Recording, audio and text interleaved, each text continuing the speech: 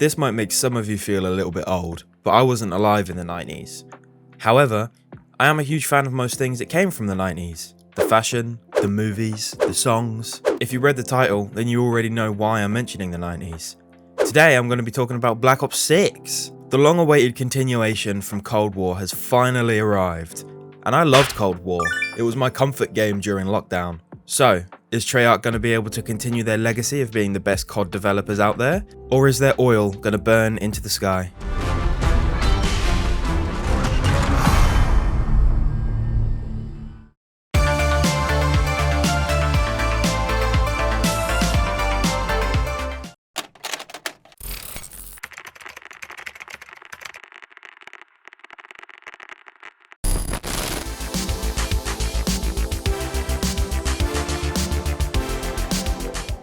Black Ops 6 takes place in 1991 during the Gulf War. It opens with another fucking interrogation. How have I managed to play 2 games in a row that start with this trope? Anyway, this guy, Marshall, is in a sticky situation. He's being interrogated by another guy called Livingston. This is happening because Marshall disobeyed a direct order.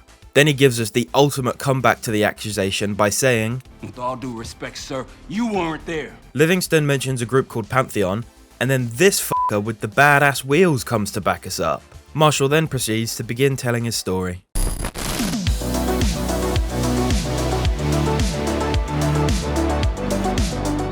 The campaign officially starts during the Kuwait oil fires of Operation Desert Storm.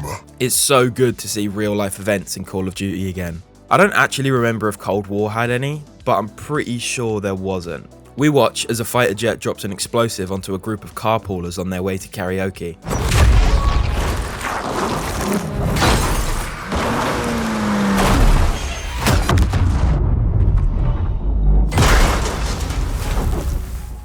We take control of William Case, part of Marshall's team. This team also consists of Harrow and Woods.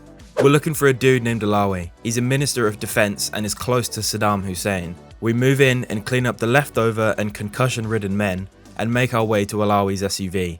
Well, wouldn't you know? He's in there! He mentions he has some sort of deal with the CIA, which Marshall's team doesn't know anything about. Huh? All of a sudden, a group of helicopters race in like the fat kid running to the cafeteria. Alawi name drops Pantheon, and this seems to have some sort of effect on Case. Once he's done having a PTSD freakout, we pick up Alawi and start moving him to the extraction. Oh, and he also mentions that Pantheon is made up of ex-American military. We cut back to the interrogation room and are being scolded for disobeying orders. But who gives a fuck about that? The next thing we get to do is control an RCXD.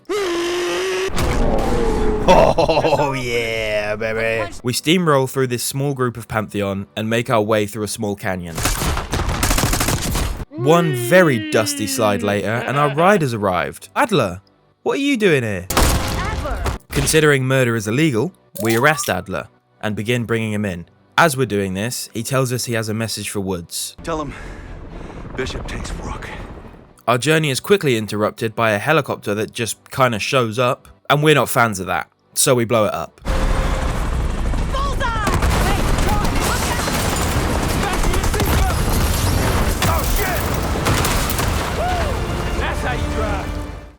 We're thrown back into the dark dungeon, and Woods is asked if he knows what's up with that cryptic-ass message that Adler gave him. No clue. Don't believe everything this onion says. Livingston tells Marshall that his team is suspended. I don't have a clue what that means in CIA terms, but I'm assuming that's not what they want. Directly after this heated and one-sided argument, we meet Harrow in her office, and Woods tells us that we're going on a trip. She says she can cover for us on her end, but if things go sideways, we're on our own. But I highly doubt we're going to do anything that's frowned upon. Right after this, we're told that Woods knows exactly what Adler meant. 15 years before this, Adler discovered an abandoned KGB safe house in Bulgaria called the Rook. So we take a little vacation to this dilapidated safe house in the middle of forest fuck nowhere. All things considered, it is really nice. We're basically living like Bruce Wayne, but without the billions of dollars. Apparently Adler also did some research into the Pantheon in this place, and he knew about them long before we did. Our first order of business is linking with a woman named Savati Dumas. She was one of Adler's contacts, an assassin raised by a gang called the Guild. But before we do that, let's have a little look around this place. If you go and talk to Woods, He mentions how broke we are and that we need more money to be able to overhaul this safe house into a functional facility. We need a gear workbench, a weapons bench, and a training area. This is the perfect time to mention the cash system in this game. A first for a Call of Duty game, and I really enjoy it. So, you can find cash in each of the levels, and when you return to the safe house after every mission, you get a chance to buy these facilities, and then use those facilities to buy perks for your character. Doing this will give you permanent upgrades like faster reload speeds, more health, more armor, and so on.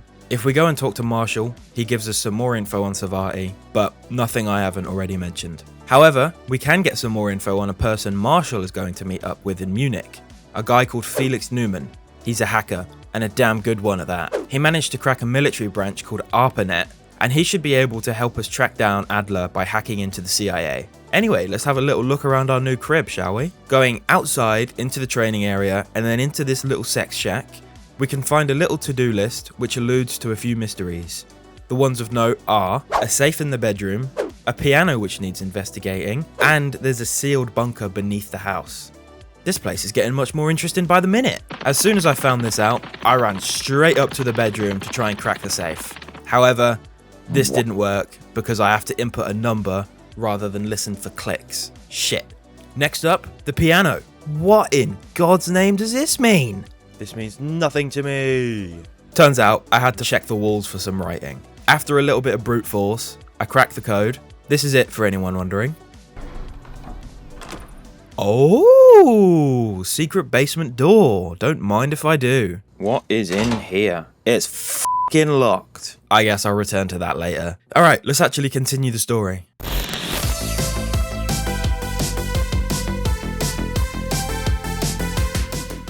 This mission begins with Case checking the time to make sure he's home by dinner. All of a sudden, we receive a call. It's Woods, telling us that he's pissed himself again and needs changing. This mission is a stealth mission, and it's a pretty damn good one. We get to take down guards, either silently, using our hands, or silently, using our guns and throwing knives. Our objective is to get on top of the bell tower, but first, we have to check inside the church, as the guild is counting money, which we can plunder. Yoink! We start making our way up the church tower, very Metal Gear coded. There's a present waiting for us on the top, a sniper rifle, and we can use this sniper rifle to do something very cool. Check this out.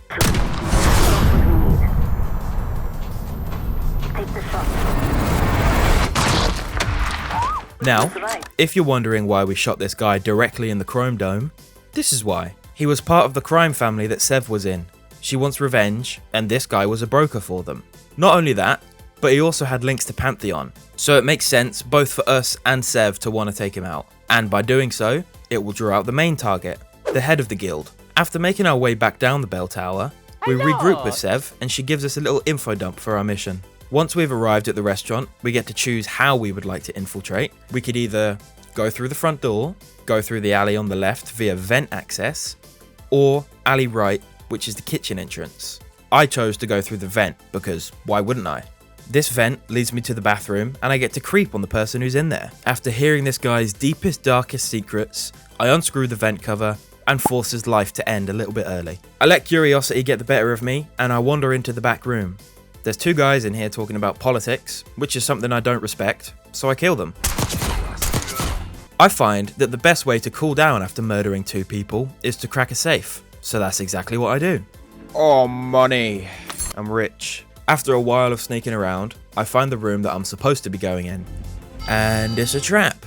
Fortunately for us, we're the world champion of escape rooms, and we put that skill to the test by intently watching Sev take out the guard and let us out. We then roleplay as guard and prisoner, and walk into the gold mine of rooms, which contains all of the guild members that we need to kill. Alright Sev, what's the plan? I mean, I guess that works. Obviously, the rest of the guild is flabbergasted at this series of events, and they skedaddle away. So Case and Sev chase them through a street market, and I need to mention that this set dressing is awesome. With the updated graphics and particle effects, this gunfight is so dope. We eventually kill Omar Sagir, whose bio said that he would take multiple bullets for the head of the gang, which evidently was true. Sadie, the head of the gang, tries to escape in a limo. He clearly doesn't know that he's the bad guy in a video game, So we shoot his car until it crashes and catches on fire.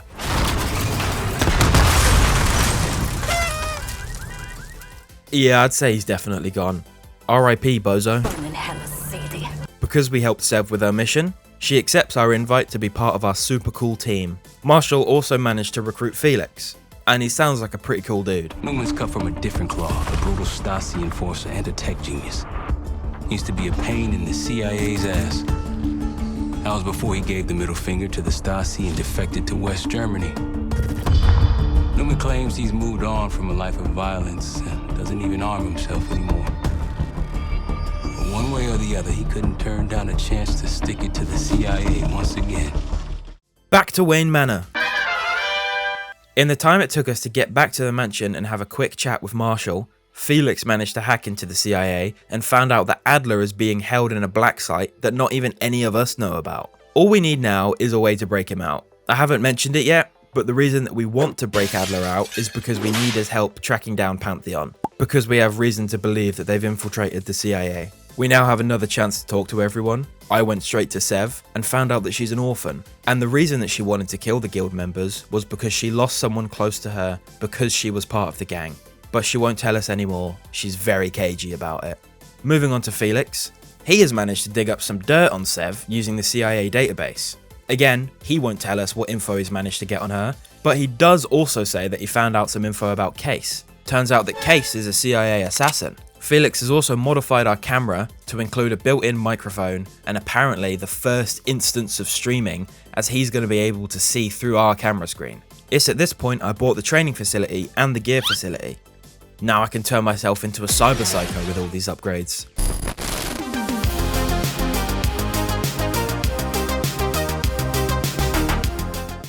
Our next order of business is breaking Adler out of the CIA black site under the streets of DC. Roll the explanation cutscene. While I'm watching this cutscene, I'm going to eat a spring roll. A branch of the DC tunnel system houses the black site, which according to the schematics that I borrowed, has an entrance directly beneath Capital Station. The black site holding Adler is secured by retinal scan. We won't have access. At least not anymore. This Saturday night, the station is hosting a political event. Take it, Felix.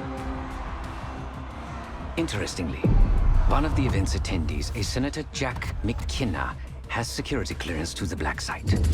We only need a high-resolution image of his eyes to get past the retinal scanner. So we're gonna show up to this fundraiser, get what we need from the senator, then grab Adler from the black site before anyone knows what's happened. Yeah, alright, that sounds simple enough. Here we are. Capital Station in DC. We're undercover as a journalist, which gives us an excuse to get a picture of the senator's eye that we need to get into the black site. Guess who else is here? Nice to see you, pretty lady. We find Sev sitting alone at one of the tables. She also looks very lovely, and she gives us a map with a few marked areas of interest. Is that... holy shit. Is that fucking Bill Clinton? Try not to cheat on your wife, Bill. This is another really enjoyable mission. We get to be a spy, find clues for things, and eventually get what we need. There are 3 ways of completing the objective, which I also think is awesome. It seems that the Senator and Bill Clinton have something in common. One of the nuggets of info that Sev gives us is that when the Senator arrived, he was handed a note, which seemed to have upset him as he barely read it before crumpling it up and putting it in his pocket. Sev also tells us that Senator McKenna is seeming to have some domestic troubles with his wife, as they had a little spat when they arrived, and now she's just sitting at the bar getting drunk as hell. Another thing that I like about this mission is that you can tag your enemies with your camera. It's not suspicious at all. Smile for the camera. No pictures, please. Alright, first order of business. I'm going to go get that note from McKenna's coat. While Sev is distracting the worker by making riveting conversation, we sneak around like a little crab and fondle every coat that we see until finally getting our hands on the note. I was really hoping that it was going to be one of those, do you like me? Yes, no, notes. But it's just some boring, you should reconsider our offer type of note. Now let's go and visit the senator's wife and bug her about their marriage. She tells us that she and her husband aren't doing any interviews or photos, so we ask her if we can get a photo of the two of them. She knows he's having an affair, but seems very unbothered by that fact. But she does let slip that she's not a fan of his newest mistress, who is half his age. Miss McKenna also tells us that the woman her husband's having an affair with is in the auction hall. But instead of going there, I decide to go and hack a computer instead because Case is secretly Aiden Pierce. Doing so leads us to find out that Senator McKenna has purchased a clock for $200,000. We figure there has to be something more to this clock than meets the eye, so we head to the auction room. Sev is also here, spying on McKenna's side piece. She's having a conversation with someone else, so we whip out our camera and use the built-in microphone to listen in on their conversation. Turns out that they plan on blackmailing the senator by using a sex tape of his affair. We find out that the recording is in the trunk of this guy's car, so I guess that's where we're going after finding this clock. Alright, let's see what's up with this expensive ass clock. Ah, there's a keypad. Not to worry, I have a blacklight. Kaboom! Oh, a floppy disk. What's on this? I hope it's Bitcoin. Alright, let's go pickpocket a valet ticket and go rummaging through this guy's car. Unfortunately, we aren't sneaky enough and the guy comes back to check on his car. Of course, we can't let that slide, so we stuff him into his own boot. Now that we've ruined the side piece's plan to blackmail Mr. McKenna, we go and blackmail his wife. We tell her that we have a sex tape of the senator's affair and tell her that we will release it to the press if we don't get a picture of her and her husband. This is the best plan because it works, and we get the picture. Also, Miss McKenna drugs the side piece and she gets escorted out, probably to be executed. Now that we have our ultra high-res 4K picture of the senator's eye, we must make haste to the roof of the building. No, I want to go drinking on the senator's tab. There's some cops up here, but we're advised that maybe we shouldn't kill them, so we sneak past. We make our way to the elevator shaft and... oh shit, hello? God damn, Sev, I think you killed him. We best not dwell on the past, so we start making our way down the elevator shaft. Whee! And here we are. Let's see if this eyeball pick works. Oh, fuck. Come on, man, don't sleep on the job. They took me during shift change. Knew our schedule somehow. Started shooting. Oh shit, Pantheon must have beat us here. We quickly find out that that was in fact the correct assumption, and we stumble upon our first Pantheon soldier and quickly take him out. Fucking beautiful, dude. Honestly, this mission kind of feels like good old classic COD, in the sense that this situation is fucking horrifying. People are being taken hostage, everyone else is dead and covered in blood.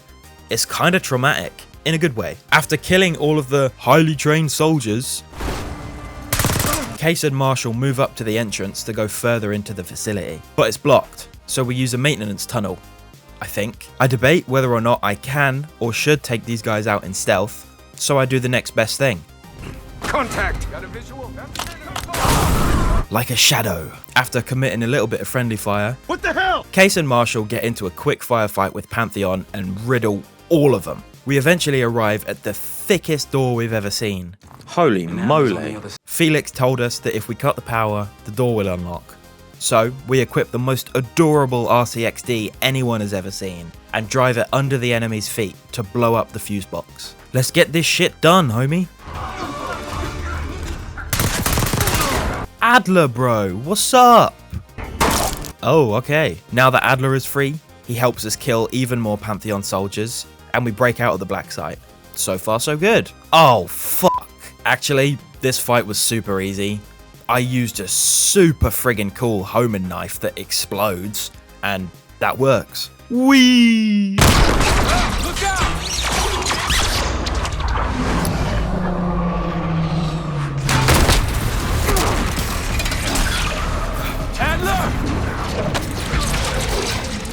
After that lovely fall, we begin squeezing through some debris until we get jump scared by a more fleshy Freddy Fazbear. So naturally, we gouge his eye out.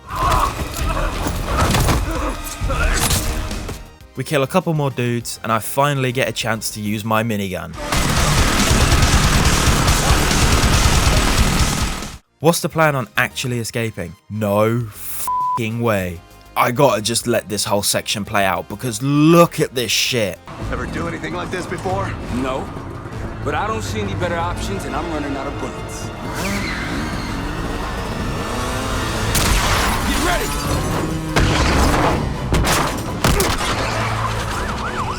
Pantheon, 10 o'clock. Keep them off me!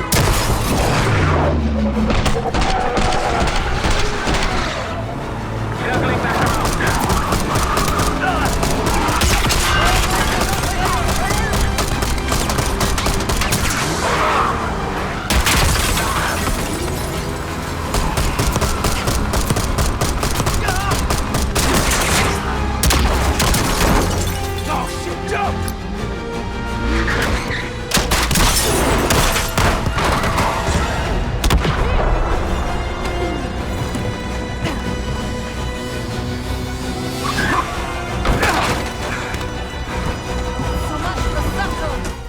genuinely one of the coolest things I've ever played. After escaping from the CIA black site and avoiding the police, we immediately call Harrow, an employee of the CIA. No, but it's all good. We can trust her. We tell her that we weren't the reason for all the death and destruction, and that we busted Adler out, and that the CIA is compromised. We tell her that Pantheon was there, and that there was no way for them to know about the black site unless someone on the inside was giving them information. Harrow tells us that all of us, Case, Marshall, Woods, and Adler, have been put on the red list and are wanted by Interpol. So I think we can officially say that we're on our own. Harrow says that she's going to look into Livingston for us, and it fades to black. Swiftly cutting back to Buckingham Palace, we're greeted with an argument between Marshall and Sev, talking shit to each other about our next mission. Marshall called her a liability because she would never pass for Delta, which is a military squad in Iraq. Adler gives us some more info, so let's listen to what he has to say. Alawi knew the Pantheon had a presence in Iraq as part of a technology exchange with Saddam Hussein. Pantheon gets cover in facilities, Hussein gets access to an experimental weapon. But Alawi didn't know what the weapon was? No, only that they're calling it the Cradle. The Cradle. Cradle. It's in Iraq right now. Presumably. Alawi said it was in transit to a remote palace. Demonstrations taking place in a bunker underneath. Hussein is a world-class collector of palaces. There are many on this map alone. Alawi was confident he knew the one. Yes. This one. That same burst of PTSD happens again as soon as Adler mentions something called the Cradle. Still, we have no idea what this means. It seems that these two are still getting on pretty well, and honestly, I'm glad. I really love Adler's character. Going over to speak to Marshall after this little convo leads us to finding out that he doesn't trust Adler, no shit, and thinks Adler knows more than he lets on. He also runs a theory that Livingston might be the reason behind Panama and may have set Adler up to be the villain. Speaking to Adler, he name drops Jason Hudson as being one of the casualties back in Panama, and he was the one who originally told Adler about a group infiltrating the CIA, this group being Pantheon. After Frank got out of Walter Reed, the news was that I put him in that chair. I was the one who compromised his Panama mission in '89, got Hudson and Mason killed, Woods injured. All bullshit. When I skipped town, I went silent on him, on everyone. Better he hate me than get caught in the net, but I guess it didn't matter in the end. So yeah, he did take a leap. He's loyal. Last March, someone produced documents showing encrypted transfers. From the drug lord Raul Menendez to my personal bank account. I got wind of it before Langley called me in from Morocco. Decided not to get on that plane. Well, when you put it like that, Adler, you sound like a pretty innocent dude. Oh, you can also buy blueprints for multiplayer from the weapons bench, which I think's pretty cool.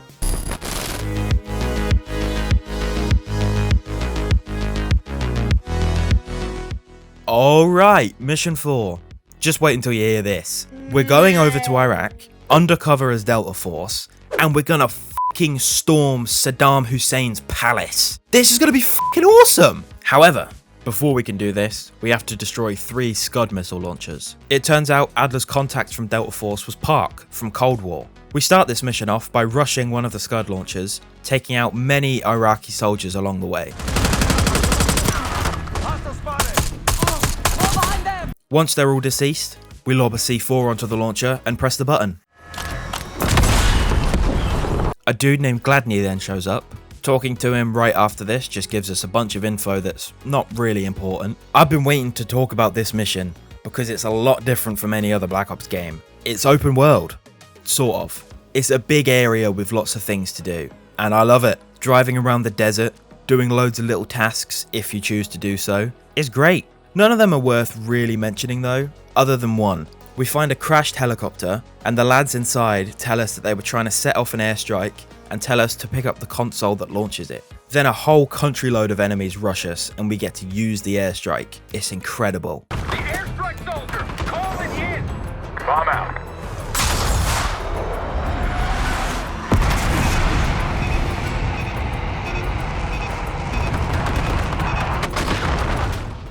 And once we're done with those bum rushers, we get to keep the airstrike. The only other thing worth mentioning are these audio recordings that you can acquire when clearing enemy camps. Day 1 of the October trials. Our 2 subjects, brothers, began exposure. Patient A through injection and patient B through inhalation. Their pupils are dilated, but vitals are stable. Results to follow. Pantheon was experimenting on a set of brothers. 2 exposure methods. But exposure to what? Day 2. Patient A, injection, tried to escape. We restrained him, but he's demanding to be with his brother.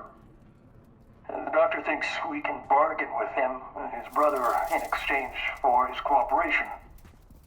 Results to follow. Day 3.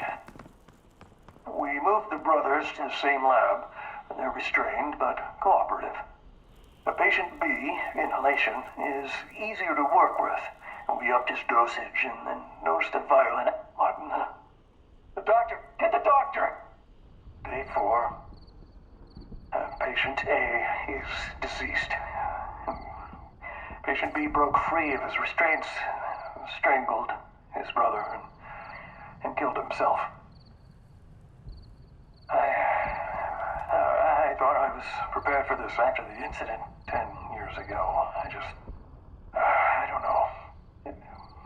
Tomorrow we start over. Inhalation only. Results to follow. And then, of course, we blow up all 3 of the Scud launchers. Target marked. After having done this, Gladney then calls us to tell us that there's a huge wave of enemies on the way. So clearly we should try and hurry back to help. Once we get there, we get access to a chopper gunner and we can steamroll the entire country's population. Whew. Well, that was very intense. So when do we get to charge Hussein's palace?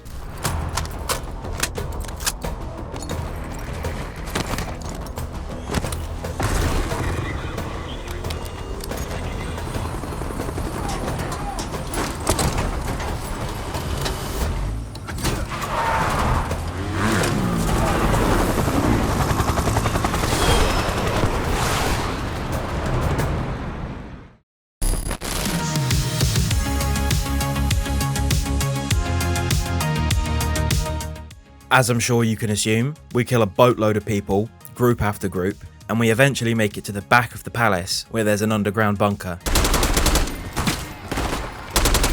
Oh my god, this place is a fucking treasure trove. Screw fighting in the war, let's just take all this shit. Saddam's hoarding millions down here. Yeah, Adler, that's what I'm trying to say. Well, we don't take any of it, even though we definitely should have. But we do find a very interesting room. There's a very orange case, clearly holding something dangerous, so we open it. The cradle. Pantheon has a goddamn biological weapon. Oh, okay, so we shouldn't be touching it. What'd you find? A disc. Some notes, all in Russian. The project's headed by Matvey Gusev. Sounds like you know him. I recognize the name. Gusev was a scientist in the Soviet Union's biological weapons program, Biopreparat. According to this, the cradle came from somewhere else. A research facility I'm familiar with. It's American. Let's make our way back out and get the hell out of Dodge. But of course, things wouldn't be that easy. We have to fight our way through another multiple wave army and a few helicopters before our helicopter arrives and we dip out.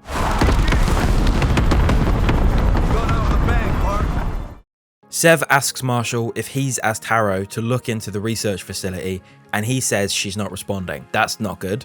Oh shit, Felix, what are you cooking up, my little German Gordon Ramsay? Instead of asking about the cooking, we ask him why he doesn't kill people anymore.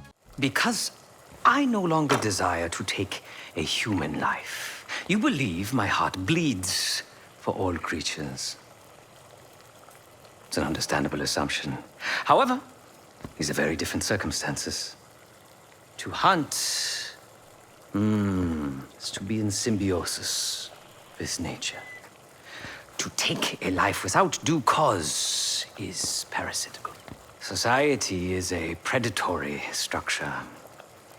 Those with power, whether legitimate or otherwise, prey on those without and use thugs uniformed as I once was, or otherwise, to enforce their rule. The Stasi, CIA, organized crime in Avalon, most assuredly Pantheon. All are institutions of oppression.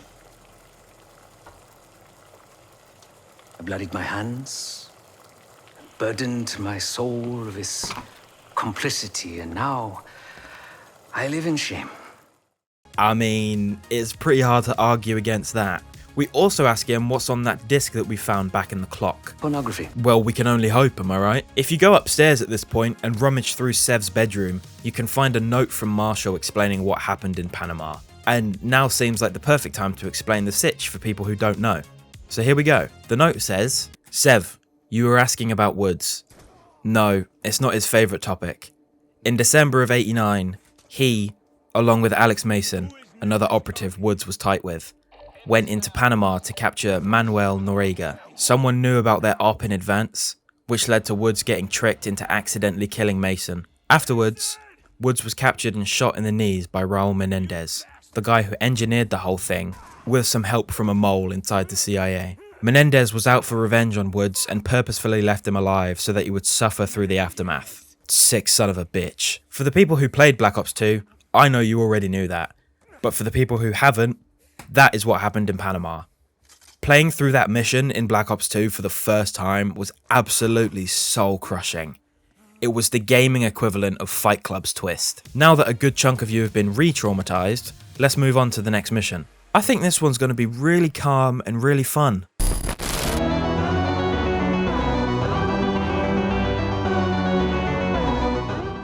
Right, so we figured out what facility the Cradle may have come from. A place called Cosper Solutions in Kentucky. We believe that we can find some more info about what it does and how it's made if we break into this place. Apparently, Adler also worked there briefly about 10 years ago, around 1980, and he mentioned there were some unusual classified programs that included human test subjects. Well, this place sounds like a fun time. We best get moving. As dark as this place is, the light coming through that elevator shaft looks beautiful. Come on, Marshall, let's get this shit done. Hey, stop! Oh, well, at least you caught the ladder. Hang on, I've got...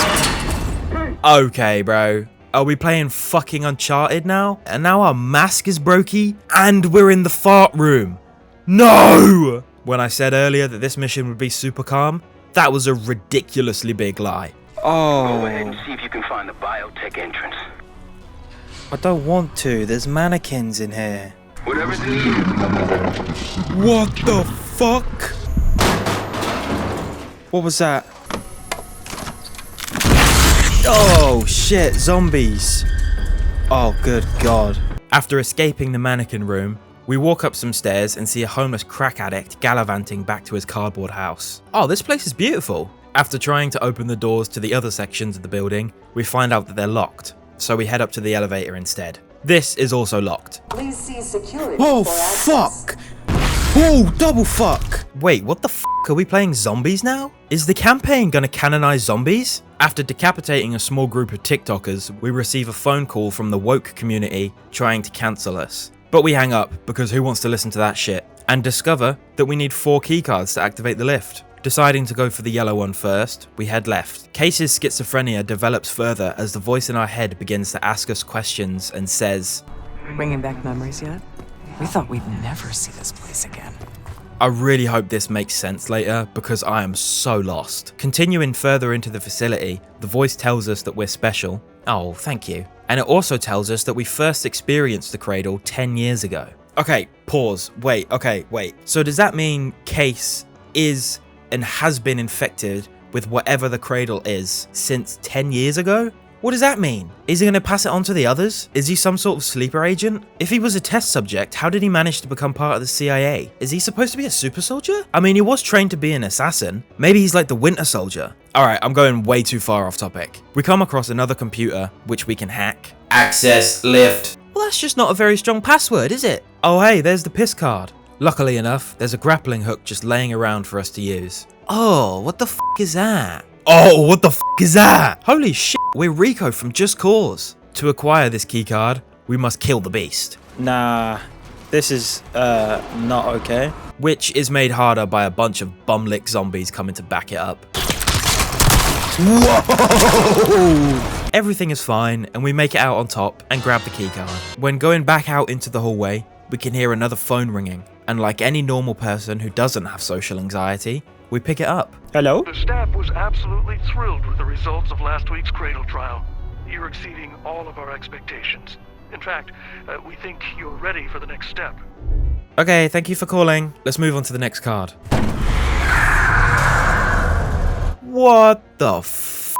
Was that one of the disciples from Cold War zombies? Alright, here we are. What the f*** is in that bathysphere? Oh, it's a mangler. I'll let you out, bro. It must be so uncomfortable in there. To let out the mangler, we have to disengage 3 of the drain switches, which will drain the surrounding water. Once that's done, the mangler decides that he's had enough of being locked in a glass ball, and he breaks out. So we decide to give him even more freedom by unshackling him from the binds of life. Boom!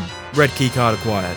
We get a little more insight into the reality of the situation. I mean, we know that Case is schizo already, but we can overhear Marshall and Sev talking about hearing gunfire on one of the lower floors, which is us. I always enjoy this trope, having one character in a delusion whilst the others are still completely fine and trying to snap them out of it. Alright, keycard 3, let's get it. We're going up this time. We use the grappling hook to ascend to the balcony of one of the upper wings. Heading over to the green area, our in-head voice tells us that we're not alone, which is a ridiculously calming thing to hear, and another phone starts ringing. I think Springer mentioned this already, but we're moving you to 24-hour observation. Restraints may be necessary at times as well. I sincerely apologize. Just until we understand these recent behavioral changes. Safety is our top priority. Safety is our top priority, my ass. We enter a very big room, at the center of which looks to be an experimentation chamber. The keycard is just hanging off of a camera. Oh, this is going to be easy. I take it back. This fight is actually the hardest one of all 4 in my opinion, because the projectiles that the Mimic shoots does a ridiculous amount of damage. It also keeps running away like a little bitch and trying to play prop hunt with you. But eventually we kill it, grab the keycard and move on. I regret to inform you of this, but funding was pulled from the Cradle program last night. Don't worry, we're going to make sure you get the support you need after this. No one will know this took place. You may not even remember much yourself. But regardless, I think you're going to make one hell of an operative, Case 1. What the hell is that supposed to mean? It does make sense now why Case can't remember anything, because he probably had his memory erased. Either that, or it was just one of the side effects. It also makes sense why Case had his little brain tumor moments earlier in the game, because he was hearing words that he'd probably heard when he was getting experimented on. And at this point, I feel pretty confident that Case was supposed to be, or is, some sort of super soldier. For our next little mini mission, we have to find and deliver reports to this red guy. Well, these guys aren't supposed to be here. Die, all of you. I won't let you get me. Another report. Oh. Ooh! Nah! Oh, I don't like that. You deserve this. You're damn right they do. Stop it. Good job. Yeah, bitch, I saw you move. Yeah, you can't. Oh! And now that we've cleaned up, we can deliver the red man's mail. Just let me put my reports down. Here we are. Whoa!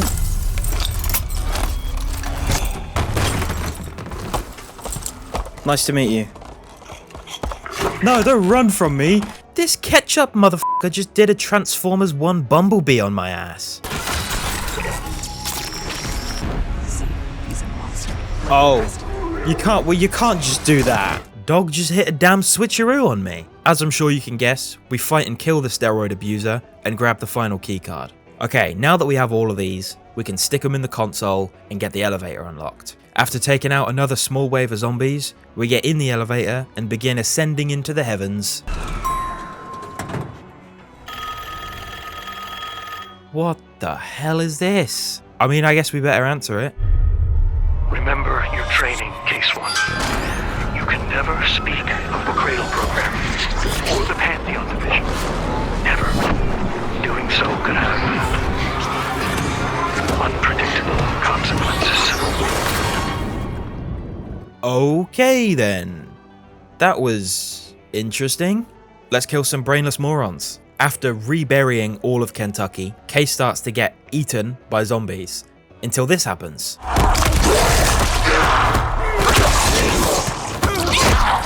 Case! It's me. It's Marshall. I think he's coming too. Oh, thank God it's over. It'll be okay. Good lord, dude, I would not have expected such a well-made horror game in a random-ass Call of Duty mission. That was fucking awesome. During the dialogue after Case snaps back to reality, Marshall says this. Case, you were ready to tear us both apart. Never seen that look in your eyes before. Hope we don't see it again. Is this supposed to insinuate that Case was turning into a zombie? Or has, like, some sort of dormant underlying zombie virus? That sounds like a problem for the future. Sev also mentions that someone took a large batch of this stink virus about a year ago, and we leave to go back home. As soon as we get back home, we all gather around the home cinema. Felix has managed to crack the floppy disk, so we hold a watch party to see what's on it. I hope it's pornography. Okay, people, grab your popcorn because things are about to get juicy.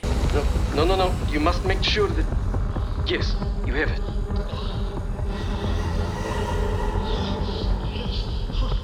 Ready, Dr. Gusev? Bring her in.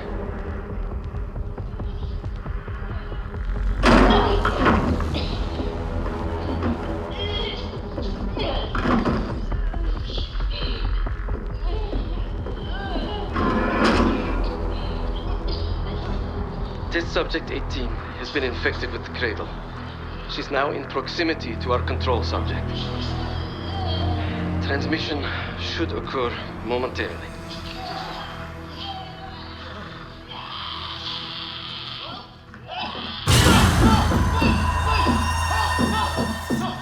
It's a biological weapon.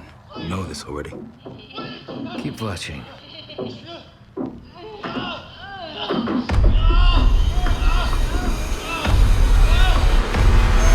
Is it faster this time? Faster, yes. And more aggressive, as requested.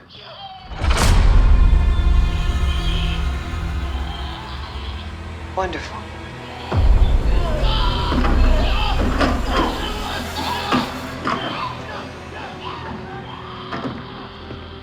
Isn't that your friend? Harrow?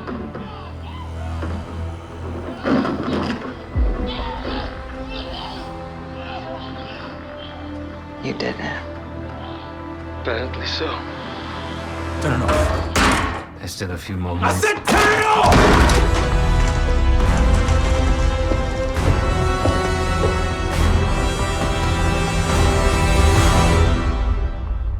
Oh shit. Good God, Harrow, what the fuck? We all trusted you. I really thought it would give us the evidence that Livingston was behind this. I doubt a lot of people were expecting her to be evil. A night passes, and during that, Felix has discovered another piece of the puzzle. In the background of the video that we just watched, a place called Fucina is mentioned. Sev tells us that Fucina is a casino that only the Lutazis and their business partners refer to it as. The Lutazis are one of the factions in Avalon. We believe that this group could have some sort of connection to Pantheon. Sounds like a pretty decent lead. At one point during this, Marshall comes in and tells us to find some more leads on this and come up with a plan. He then leaves, and Sev goes after him, which leads to a little argument and this revelation. We working or we talking? Not trying to push. But it's clear you're taking this pretty hard. Yeah, wouldn't you? Yes. I suppose I would. And did. Don't. What? Don't act like you know how I'm feeling. Your pain is your own, Marshall. But I'm no stranger to betrayal. Yeah? How about when the person you trusted the most turns out to be a supervillain? How about that? Tragedy is not a competition. I don't want a pep talk right now. I am trying to tell you what you need to hear, not what you want to hear. And you think that this is what I need right now? I was once like you. Did what I was told. Trusted what the people in my life told me. Know what that got me? A life of crime. Loss. The only person real in my life. The only person who saw me. The real me. Gone. Forever. And I pulled the trigger. After this, I went to go and speak to Woods, and he tells me that he thinks I'm invincible, which makes me feel very special, and we tried to talk about how we're part of the Cradle experiment. We can't talk about it. You still with me? Holy shit, Case is really starting to lose it. Woods also bounces a theory that Harrow might have been the one behind the plot in Panama. She might have traded out him, Mason, and Hudson for some drug money, or info, or whatever else. After this, we go and talk to Sev. She reveals that she used to be involved with a man named Pascal, another member of the guild, and someone who really saw her for who she was. And he believed that she wasn't really a killer, which she then believed. This led to her telling the guild that she no longer wanted to live that life. After this, they told her that Pascal was a spy for another family and had evidence to prove it. The guild then made Sev orchestrate the assassination of Pascal and forced her to pull the trigger. The worst part about this, after she killed him, they told her it was all a lie. Pascal was actually innocent. This is why she wanted revenge and why we helped her take out the members of the family. Okay, after that very depressing story, let's move on to the next mission.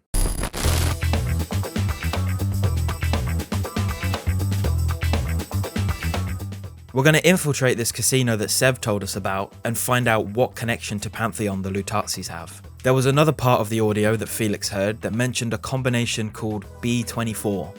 It turns out that B24 refers to a safe deposit box inside the casino, and Felix has deduced that Pantheon must be laundering their money for research through the casino, and whatever is in that deposit box could lead us to Gusev, the scientist nerd from the floppy disk. So this is our plan. B24, it turns out, refers to a safe deposit box contained within the Casino Lutazis archive room. As for the wire mentioned on the disc, I assume the Pantheon is funding their research through laundered casino money. Whatever's in that box, my money says it points us right to Gusev. That's the hope. So we're gonna blow open their vault, but it's not the cash we're after. Inside the vault is the only place I can override the archive room's security. And while the Lutazis are distracted by our heist, Casey's gonna infill the archive room and find the box. Even getting close to that room will be tough. Not if casino security escorts Case right into the wing containing the archive room. Where they usually question persons of interest. Case is going to get captured on purpose. Precisely. It's dangerous, and it's gonna take all 5 of us to pull it off. Starting with me at the high roller table. Winning big there sets our whole plan into motion. We'll be ready. I know you will. Let's find out what the Pantheon's hiding in that casino. Oh my god, we're doing an Ocean's 11.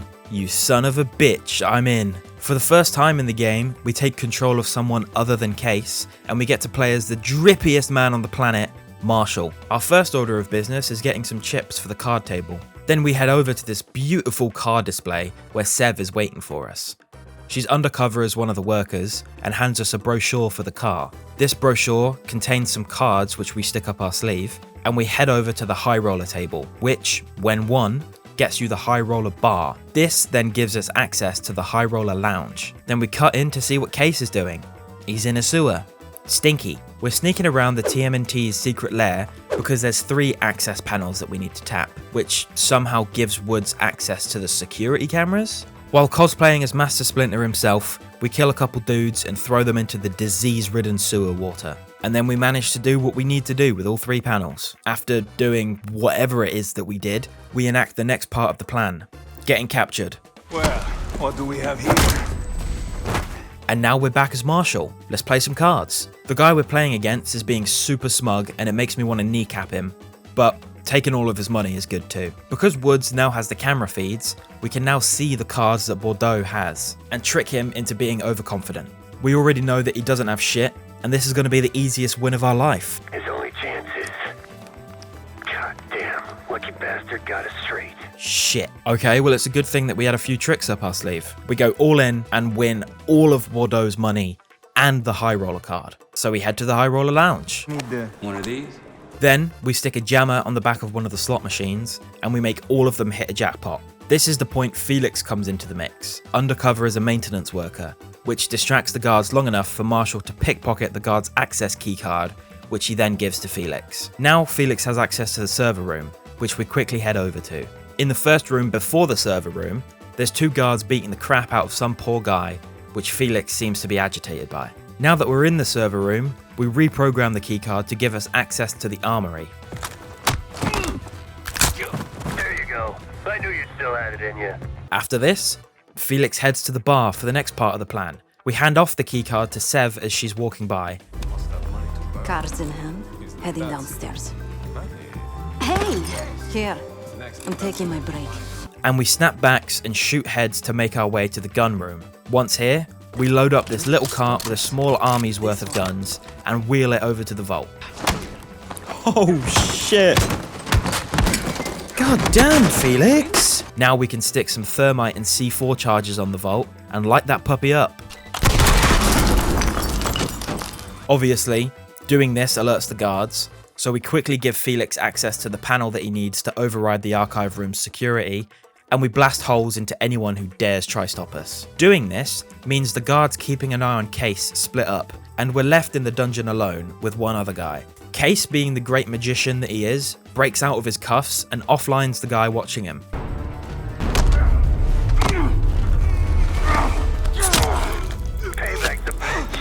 Holy shit, I have super strength! Now that we're a free man, we sprint straight over to the safe deposit box, pick the lock, and grab some documents. We shoot up the lovely casino and sling bullets with Pantheon soldiers, which, can I just say, looks absolutely beautiful. I haven't really talked about it yet, but this game looks incredibly lovely. Not only are the graphics great, but the mission design is spectacular, and there's a certain sense of grandeur to every mission, which makes it really, really nice to play. Anyway, we destroy the Pantheon soldiers and make our way to a boat that we strategically placed earlier and escape. Now what's in that dossier? I would say that was a pretty damn successful heist. Turns out that Sev and Felix were right about Pantheon moving their money through the casino. We acquired proof of wire transfers to a lab in southern Iraq, directed to Gusev. So we're going to contact Adler to get boots on the ground in Iraq and capture Gusev. Then the game cuts to some time later, and we're all standing around a little barrel fire. Well, most of us are standing. Adler calls us on the radio to tell us that Gusev wasn't in the lab in Iraq. However, there was another scientist there who had a canister of the cradle with him. Adler captured the scientist and found out that Pantheon plans on using the cradle to frame Saddam Hussein, and Gusev is on the run to the Kuwait airport. Adler then mentions that he has a CENTCOM connection in the area. For anyone who doesn't know, CENTCOM is the United States Central Command, one of the 11 commands of the US Department of Defense. And Adler's contact should be able to help us get into the airport, as it's currently a war zone. So, Marshall and Case need to leave within the next hour in order to make it to Iraq in time to catch Gusev. But first, let's listen to this conversation between Sev and Felix. You were impressive today. Finally, the legendary Felix Newman in action. Yes. What's on your mind? I need to make a confession.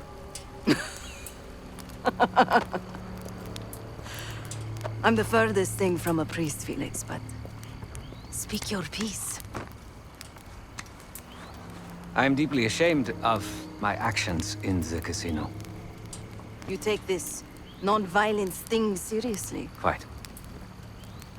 But then I saw the Lutazzi thugs beating a defenseless man mercilessly, a senseless act of power. No one is innocent in that city. Afterwards, when I encountered the guard outside the vault, I lost control. In my eyes, he transformed into the avatar of everything I now reject. So I punished him. Good. It was probably less than what he deserved. If I lose myself to this endeavor, I am no better than the very enemy we seek to stop, yeah? Save your pity for the victims. You did what was needed to be done. No.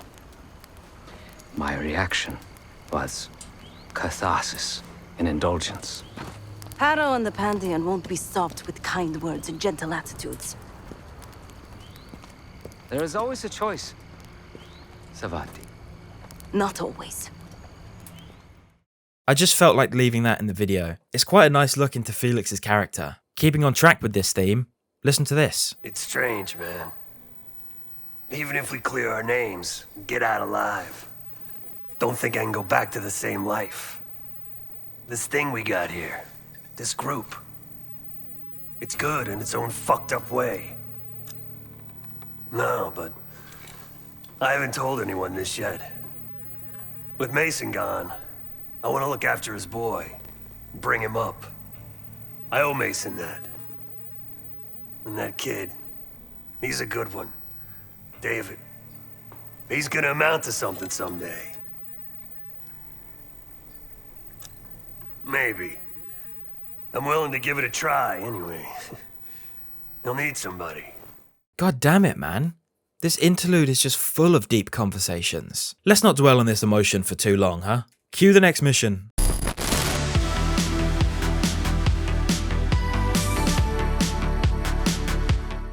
And it's off to Iraq we go. The first thing our eyes are greeted with is the beautiful destruction caused by some fighter jets.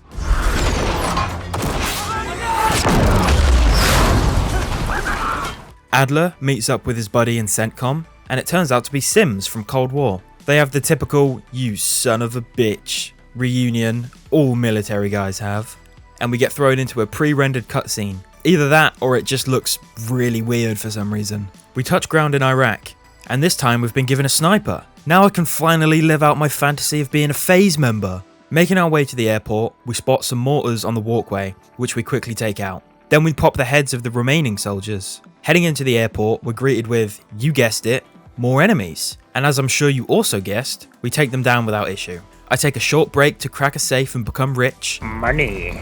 Then I jump right back into desensitizing myself by shooting some more dudes in the forehead. We come across a small group of what seems to be injured civilians, but they're much less important than this weapon box we can lockpick.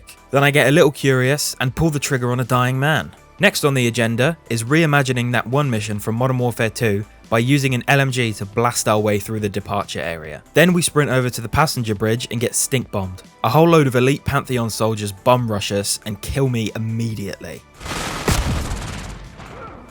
After another 2 attempts, I use my C4 to blow up the majority of them and perform my first takedown on an elite enemy. Now that those guys aren't bothering us anymore, I pick up a minigun and take it with me onto the passenger plane. There's another handful of enemies and some small RCXDs zooming between the aisles, but we take care of them and get to the cockpit. However, Gusev isn't there. He tricked us. Turns out he's actually getting on a military plane in another bay. So we have to somehow make our way across the tank-filled roads to get there. Luckily for us, a tank crew decides to just leave their tank, so we commandeer it and destroy everything in our way until we reach Bay 3.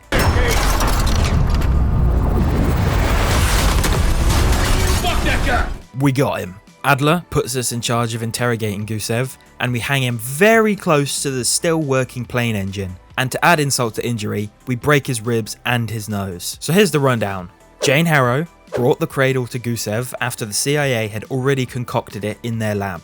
The reason for this was because Pantheon wanted to make it infectious and more violent. Gusev mentions how the victims of the cradle would tear each other apart. Adler drops Livingston's name, and Gusev says he's never heard of him, so I guess we can cross him off the list. Gusev tells us that he doesn't know what the Pantheon's plan is, but he can tell us where the cradle is. It's in Vorkuta, a former Russian prison camp that we've previously visited in Black Ops 1. It became a bioweapons lab and eventually got shut down, but everything is still there for Pantheon to scale up production of the cradle. Adler tells us to throw Gusev into the engine, and our super soldier zombie brain tumor takes over before Sims pulls us off of Gusev and refuses to let us kill him. I would also love to mention Yuri Lowenthal's performance as Gusev. I hadn't realised it was him until this mission, until we started interrogating him, and oh my god, what a fucking performance he gives in this scene. I told you I don't know! I don't! Please, you must believe me! Pull the plug, Case. No! No! Stop! I don't know the target, but I can tell you where the weapon is! We relay all the info that we've just learned back to Marshall, Felix, and Sev, and come up with a plan.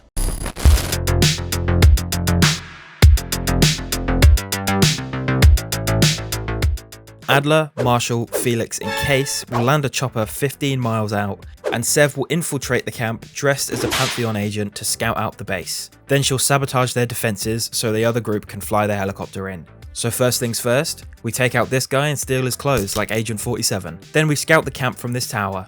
Our 3 points of interest are the SAM site, the attack helicopter, and the radar dish, to which we have 2 options of disabling.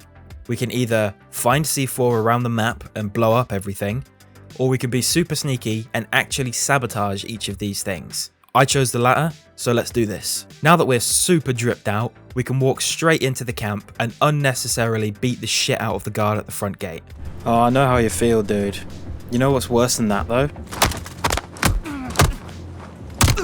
I would also love to say, I'm so glad that COD is stepping out of its usual FPS comfort zone, because this mission is probably the second best mission in the game, after Emergence, the psychological horror one. The first thing that I decided to sabotage was the SAM site.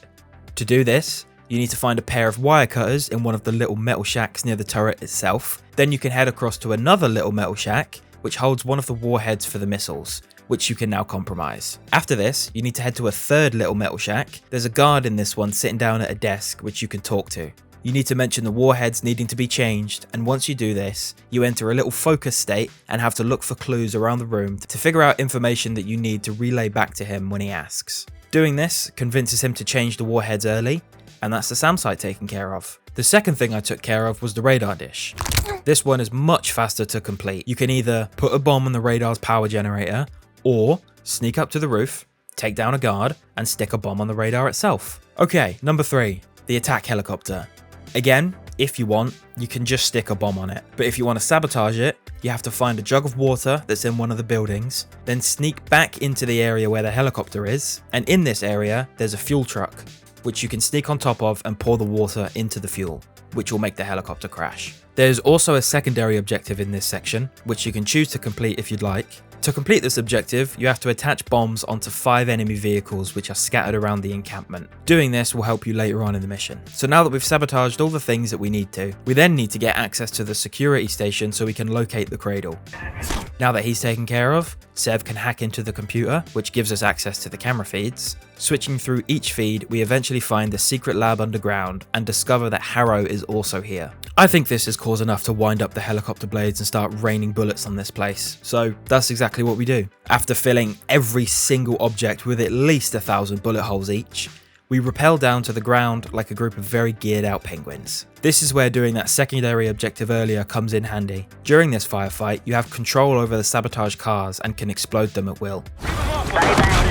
After performing some John Wick choreography, we eventually make our way to the mineshaft that leads us underground. Harrow manages to get on the same frequency as our radios and starts speaking to us. As all bad guys do, she says how she can help us get out of this situation and yap.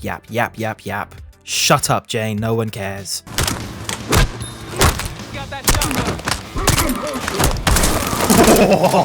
And now I have access to a Dragon's Breath shotgun. Life is good. This feels like the best time to mention, because I've been using them so much in this mission. These goddamn homing knives are the best equipment in the game, hands down. After beating a juggernaut to death, oh sick, we get back to the mines and split up. Sev and Marshall go right, and Case goes left. Using the fire shotgun, me and Case crisp every enemy we see until we climb a suspiciously placed ladder and... Oh, hello you. This woman loves hearing herself speak so much that she takes the time to talk to us right up until Marshall and Sev arrive with a perfectly thrown flashbang. Easy, easy. Easy peasy. We've got Jane in custody and we fly away. Once we're back at the house, Adler asks Marshall if he's okay with the interrogation and the methods. Adler mentions that he's cooking up something that's guaranteed to make her talk. And what is it, you might think? It's called... hold on. Phenosaurazine. It's a drug that was used in the MK Ultra experiments. And if you don't know what MK Ultra is, I would suggest reading about it. It is very interesting. But the short rundown is that MK Ultra was an experiment where the CIA would identify drugs that could be used during interrogations to force confessions out of people by using brainwashing and psychological torture. Anyway, Adler has some of this drug, which induces schizophrenia and fragments a person's psyche, which, like we just said, helps get a confession out of people. So we're going to use this drug to find the part of Harrow that's going to talk to us. Okay, so at this point in the game, this is the final chance you get to explore the safe house and solve puzzles, which is what I did. I'd already done the piano puzzle, which you saw much earlier in the video, but there's still a safe in the bedroom that we need to crack. And believe me when I say, this is the most convoluted fucking way to find a 4-digit safe combination forever, and I'm only gonna half-assed explain it. So, first off, you have to go down to the basement and find the boiler room. Then you have to twist the valves in a certain way to get the generator up and running. After that, you can finally go down into the bunker underneath the house. In this bunker, there's a door you can lockpick. Inside that room, there's a computer that you have to hack. Hacking the computer then unlocks another door, which has a key in it, and then that key opens another door to a room with some mannequins in it. Once you're in here, you have to tune a radio. Once the radio is tuned, a guy blurts out some fucking mysterious coded message. Hearing this message, which is random for every person, by the way, you have to listen out for the objects that they mention in the message and then use your blacklight to find the numbers on those objects. My message was, I even switched off the lamp at the broom closet. Only the glow of the television remaining. He watched proudly as his country's flag flashed across the screen. So I had to look at the lamp, the broom, the TV, and the flag, which gave me the code 1836. And what was the reward for doing all of this insane shit? $1,000 and a knife blueprint for multiplayer. Amazing. The only other thing really of note in this final area is literally a note that Felix wrote about Case's night terrors. Apparently since his exposure to the cradle, they've been much worse. Alright, so now that I've covered the notable parts of the house, let's jab this truth serum into Jane and get our answers.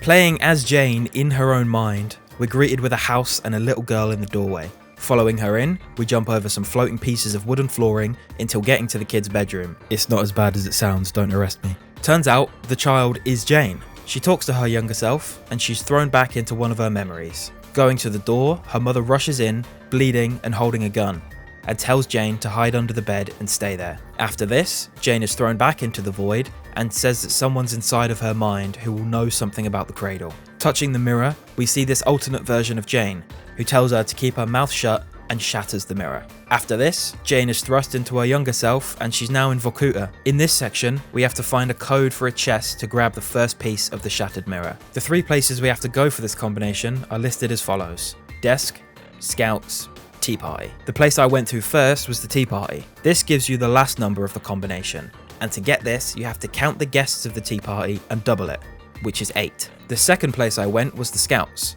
For this one, you have to count the badges on the scout cloth, which is 5, then the trophies, which is 6, and then take away the badges from the trophies, which is 1. The third place is the desk. This one is incredibly easy, you just have to look for the highest number, which is 9. So there we go, the code is 918. Boom, case unlocked, and the first shard is acquired. Once we've got it, we head back to the mirror and stick the shard in place, which triggers another memory. Harrow didn't listen to her mother and got out from under the bed and left the room. Doing this distracted her mother, who then gets killed in the hallway. Her dad then comes running and ushers Jane into the closet. Then we're thrown back into a future Jane memory. This time, in a lab, watching Pantheon soldiers take what I believe is the cradle. Then all of a sudden, we're back in the place where Case lost his mind. This is another super freaky section. We have to stumble around in the dark and switch on 3 generators to power the elevator so we can reach the second shard. Please stop. Oh, you son of a bitch. No thanks, you stay in there. Oh! Stop making those noises, you weird people. To you too, what the fuck was that? Placing this mirror shard once again gives us a new piece of the memory. This time, we get to see how Jane's dad died, and it is horribly sad.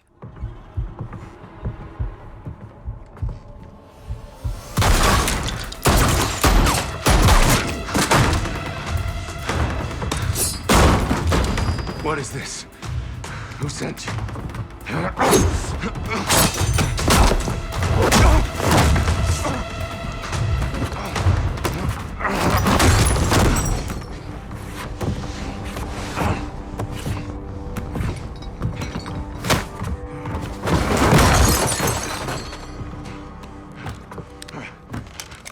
Wait! Wait!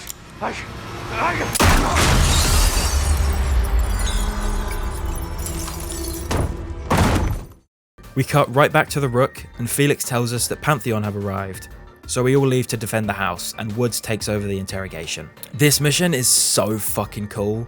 We get access to every weapon we could possibly imagine. loads of equipment, and a mortar strike that recharges. The first wave of enemies charge us, but we have explosives strapped to the rocks and trees, so we blow those up and clean up the rest. I mean, there's nothing else I can really say about this mission. We just fight wave after wave of enemy until we don't. Although, at one point, an APC rocks up, and we have to blow that up as well. Shortly after this, we fade back to the interrogation. Now that Woods has taken over, he pushes a little harder than Marshall, and Jane tells us that she grew up wanting to join the CIA because she wanted closure, because she never knew why her parents died. When she was a kid, all she was told was that her parents died in a simple home invasion, which, of course, she never believed. We travel through Jane's memory wormhole and reach the CIA headquarters. She tells us that she spent her career leveling up her clearance to read all of the archived files that she could possibly find. But when she reached the most top secret ones, they disappeared. The CIA were hiding the truth from her. Right after this revelation, Evil Jane shows up and Spartan kicks the shit out of Good Jane, and this triggers a speedrun section where we have to run back to Jane's office within 30 seconds, ducking under explosive barrels, shooting Evil Janes, and using a grappling hook. It's actually super fun once it stops becoming super annoying. We eventually make our way back to Jane's office. She says that there's something in there that she's trying very hard to remember. After a while of sitting in the office, a disc gets pushed under her door and she sticks it in her computer. After hacking into it, we find a document for an Operation Red Sweep. It turns out that the CIA killed Jane's parents and covered it up as a home invasion. It turns out Pantheon gave this disc to Jane. They have her parents' records, their entire history, and the details about the operation to have them killed. Right after this, we get this bombshell dropped on us. Target's eliminated. Anything else? Negative. We're done here. Woods immediately calls bullshit, and even if it was him, that would have meant that her parents were double agents or worse, because why else would he do it?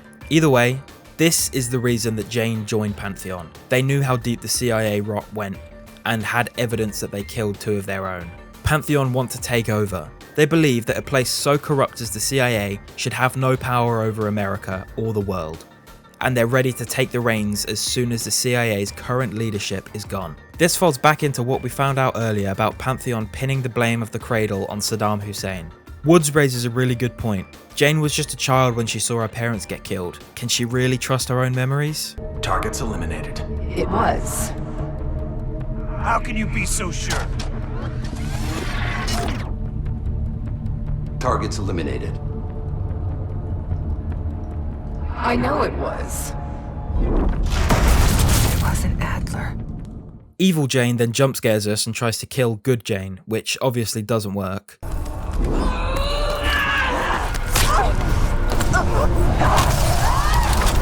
can't run away from yourself. Then we mirror what the good guys are going through and have to fight off an endless wave of enemies. This time being weird zombie acting versions of Jane. In this section, we get infinite ammo, which is such a blast.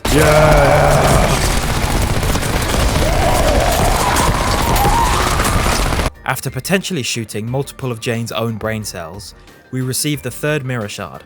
Trying to place it proves harder than it should be, as Evil Jane tries again to kill us using the shard.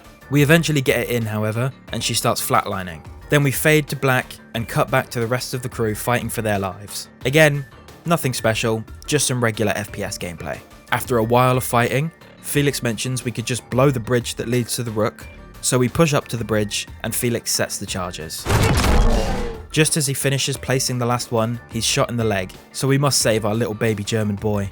As Case is dragging him away, another APC rears its head, so Felix blows the bridge whilst we're still trying to get off it.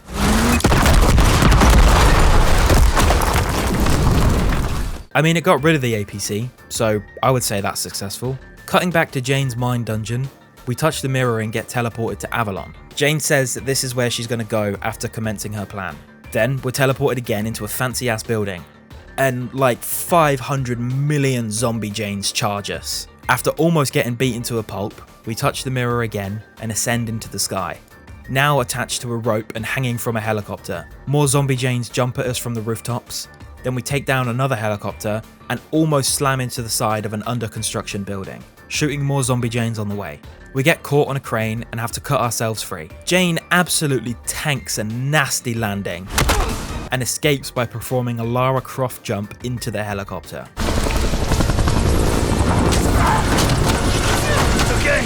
Got you! Doing this must have knocked something into place, because it causes another memory burst. And Jane tells us that the Cradle is in Washington DC, inside the fucking Capitol building. Pantheon are just waiting on her word to release it, and if this happens, everyone within blocks of the Capitol will be infected. The reason Jane wants to do this, as previously mentioned, is to ruin the CIA's reputation. The reason Jane wants to do this, as previously mentioned, is because she wants to take over. Failure to stop an attack on the Capitol will ruin Livingston's career, and she will take his place. We cut back one more time to the real world. Woods tells Marshall about this plan, and Pantheon break into the room where Woods is with Jane. We finally get to see him in action, but this doesn't last long because he's literally in a wheelchair, and he quickly gets taken down. Damn it!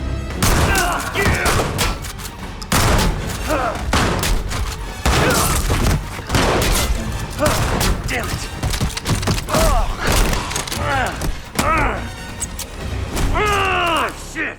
Jane stabs him because she's a massive bitch, but he'll be alright. Anyone who's played Black Ops 2 knows he will be. Case, Adler and Marshall charge back into the mansion to save Woods. I jam gallons of adrenaline into Case's system to turn him into the Flash, and we very quickly shred through the Pantheon force. Adler stays behind with Woods, and Case helps Marshall lift a bookshelf to get to Jane. But a Pantheon soldier sees this and doesn't like that, so he hits us with an RPG. Marshall then tells Case to go on without him and go after Jane. So I pump more adrenaline into Case's system and used a speed force to reach the helicopter. In another stunt like we've just seen in the Battlefield 3 video, Case jumps onto the helicopter as it's flying away.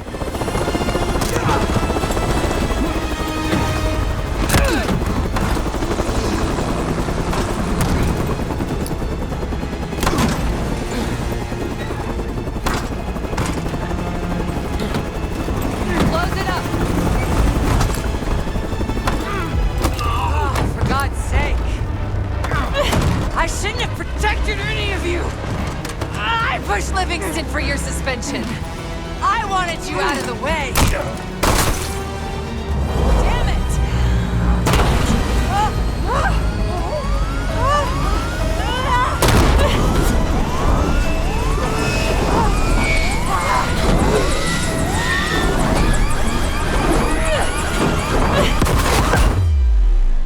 Apparently, both Case and Jane are invincible, as they both survive this crash. However, we are taking on water, and will probably drown relatively soon.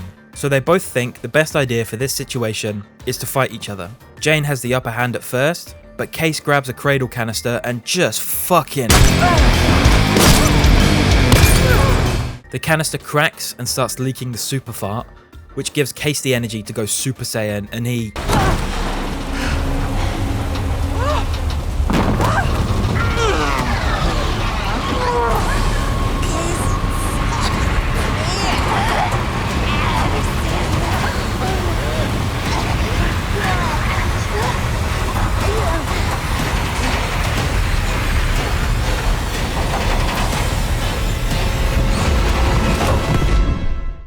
After supposedly killing Harrow, the game fades to black. Marshall and Woods attempt to call Case on the radio, but he doesn't pick up.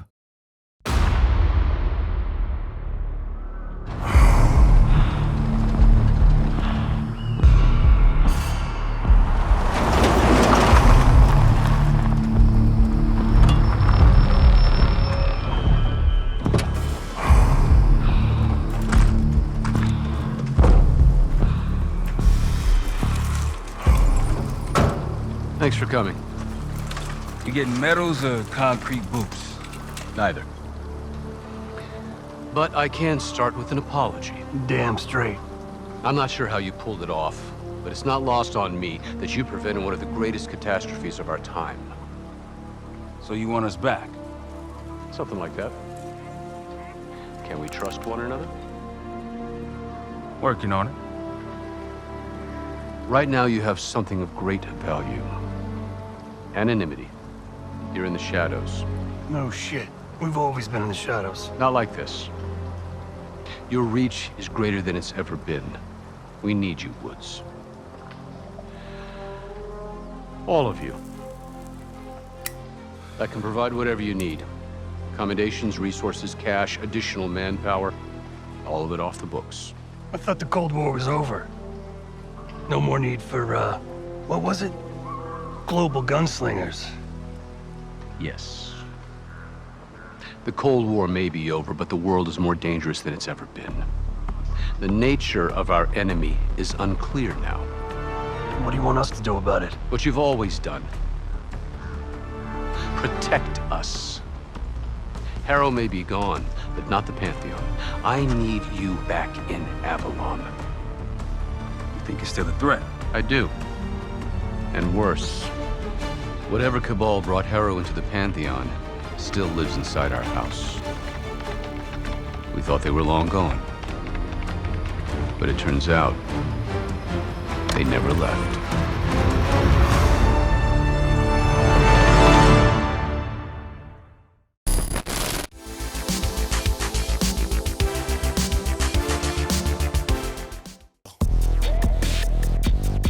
Well damn, there we go dude, the end of Black Ops 6. First off, who the f was that at the end? Was that Case? Okay wait, I'm running a theory, and hear me out. I think that was Case at the end, and he's now working with Pantheon. I feel like this can make sense so easily, because Case seems like the perfect candidate to be turned to the dark side. His mind is already so fucked up from the Cradle experiments, I feel like he'd be easy pickings to be brainwashed. I mean, not only that, but he was also just in a helicopter crash, on top of everything else. And he got exposed to the Cradle for a second time when the case broke. So yeah, like what if Pantheon soldiers found the crash, because, you know, they would to find Jane and the Cradle, and then once they find the crash, they see Case as well, take him in, brainwash him, and now he's part of Pantheon. Boom. That seems reasonable, right? Anyway, Black Ops 6. Holy moly, man. I think this is easily the best Black Ops campaign in a long time. Dare I say the best Black Ops campaign ever? I might dare to say that. It was really, really incredible. A good conspiracy set in the CIA. Woods and Adler obviously are already well developed and so fucking cool from the previous games. Marshall is an amazing addition to the lore. I loved his character. And even Sev and Felix, they're also amazing additions. The campaign was really well put together.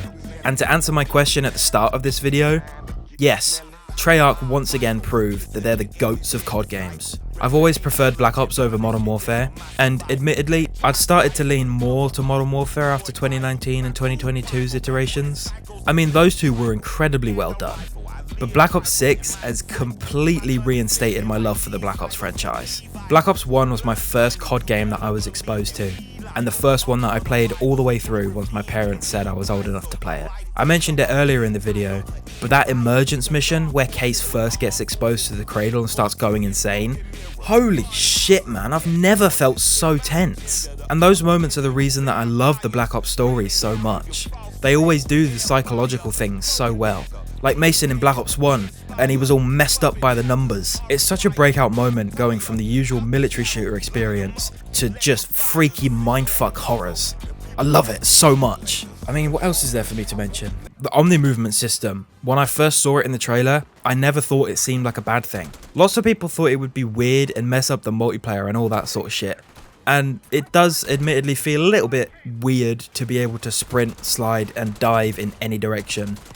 It is so damn cool. It's literally a Max Payne dive. I mean, who wouldn't enjoy that? I do agree that it makes multiplayer a little more difficult. I'm still trying to get the hang of shooting people as they dive directly at my face like Foxy from FNAF 2, but I still stand by their decision to include it. Again, I mentioned it earlier in the video, but the graphics, oh my god! I was playing on PC and had my settings mostly cranked to the max, so of course it's going to look good, but oh my god, everything felt like it was just really there. Not a single object looked like it wasn't in that world. The physics are amazing, the particle effects when you have explosions go off made me very happy. Not just the graphics, but the art direction is peak in my opinion. Everything has this certain sense of wonder to it. Even the safe house, you can walk around that place for ages just taking in the scenery. Everything feels just so meticulously crafted.